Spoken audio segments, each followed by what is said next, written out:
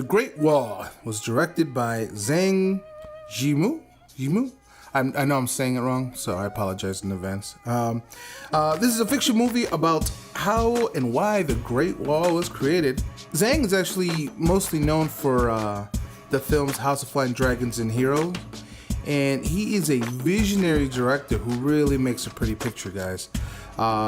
In fact, I'll base my recommendation on this film just on that fact, that Zhang really understands color, cinematography very well, and he has directed some amazing shots and some very colorful imagery.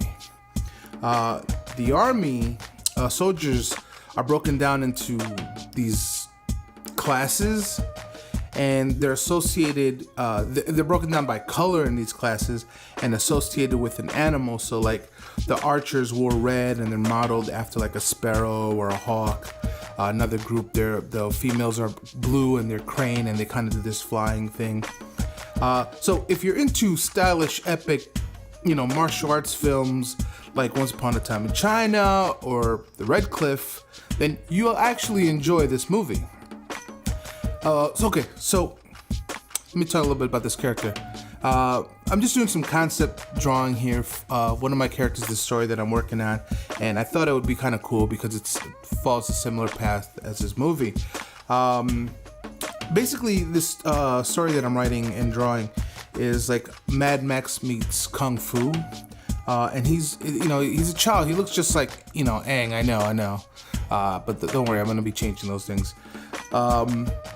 And he's basically on this mission through like these wastelands to find this mystical hero to save his people. Okay, so back to the movie. So what aren't you gonna find? Well, you're not gonna find good acting. You're not gonna find a real cohesive story or subtle editing. In fact, a few scenes were really bad and made no sense and like laughable. Some of the accents wavered, it was really funny. They came back and then they didn't, And the editing felt real choppy. Like I felt like this movie was a longer movie like Red Cliff, but they cut it down for us, for the American audiences. And which kind of sucks. I think they cut parts of the premise out, And since we're talking about premise,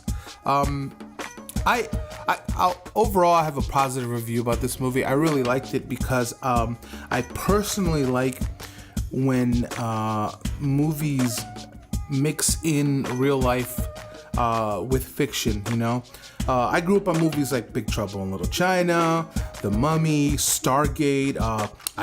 I liked Abraham Lincoln Vampire Slayer.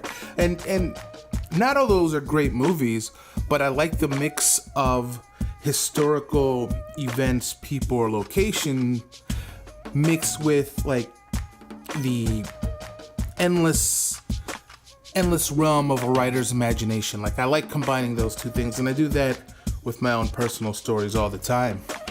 So like I bet the initial meetings for this movie were very cool. I bet it was like, I wish I could have been a fly in the wall.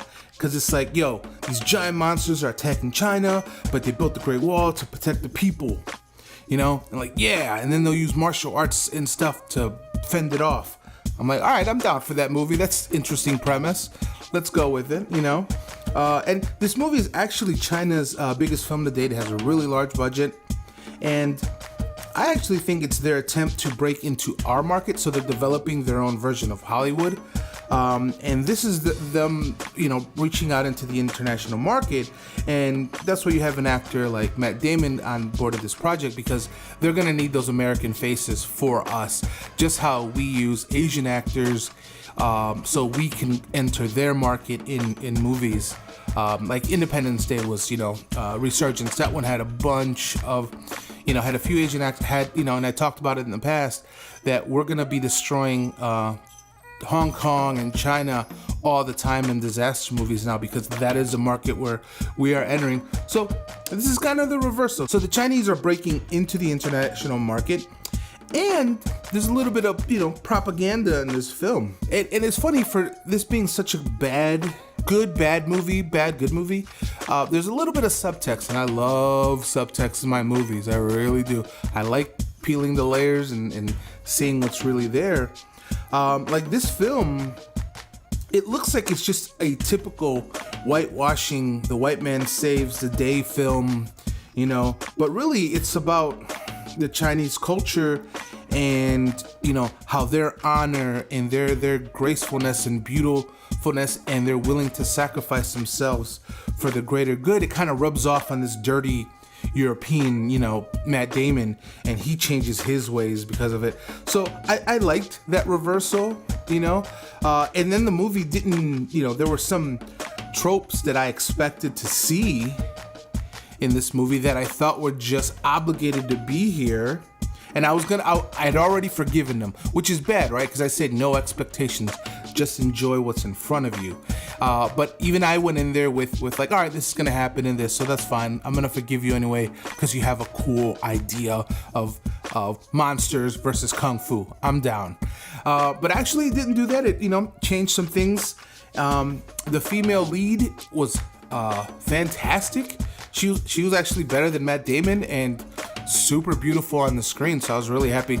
I'm not even gonna say her name because I'm gonna butcher. I think like Tang, something like that. Even though I said I wasn't gonna say it, I said it. So yeah, I again, just go in there with zero expectations, and if you just want to see martial arts versus monsters, this is the movie for you. And that's all. That's all you're gonna get. Just go in there with that and have a good time. It moves a little slow, so it's okay to go to the bathroom after the fight scenes. Come on back, go to the concession stand or whatever. But overall, I had a good time. I think this movie, if I did a grading, would be somewhere right in the middle, like a 2.5 out of 5 or a C, you know? And I think you should be proud of that. I think that I'm going to watch the full version when it comes out on Blu-ray or whatever. But for what it was and what they were accomplishing, I liked it. I don't think it'll really do good in our market, but I think it will blow up in the Asian market. And that's fine. I think that's what they just want to slowly get over here with their products, and I think that's okay, you know. So, okay, guys. I'm almost done with my sketch here. And now you guys will see this character again. Like I said, this is just some concept drawing for this story, and this is kind of like the middle area where he's at, because he is like in the world like Mad Max, and slowly he's losing his tradition and his monk ways in conforming into the savage lands where he's at. And the story is basically like a reverse hero's journey, and I don't want to spoil too much away, but this is just, you know, and like I said, you'll see this dude again and as I continue to draw him. So guys, thank you for watching. Hope you like the art, and I just wanted to give you a short, honest review. Please like, subscribe, and share. Let your friends know, and I appreciate it. Thank you.